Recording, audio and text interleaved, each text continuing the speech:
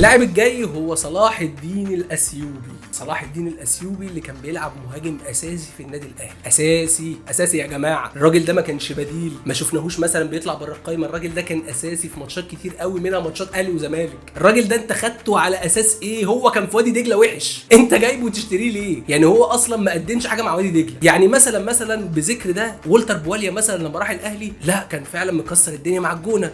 المكنة بتاعته ما تمشيش مع الأهلي، لأنه هو لعيب عايز يلعب في مساحات ولعيب عايز يجري طول الوقت، واي فرقه بتلعب الاهلي دايما بتلعب بزون ديفنس. انما واحد زي صلاح الدين الاثيوبي ده هو في زون ديفنس في مساحات مفتوحه، لو انت سبته في الملعب لوحده وخدت الفرقه كلها وخرجت هو مش هيعمل حاجه، لان هو امكانياته زيرو. تحس ان اللعيب ده انا بشوفه في الملعب بستغرب جدا جدا جدا كميه التقل اللي فيه. تقيل فعلا، تقيل. هو شبه موديست قوي على فكره. يعني لو حد هيتفرج الموديست اللي احنا جايين له كمان شويه، هو شبه موديست جدا جدا جدا. تقيل قوي، تحس ان هو عنده خشونه في الركبه، هو مش عارف يلف.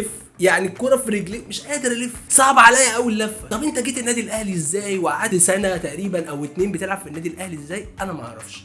نادي كبير زي النادي الاهلي وجمهور كبير على مستوى الوطن العربي، مستغرب جدا ان في مهاجم زي ده كان بيلعب في فريقه.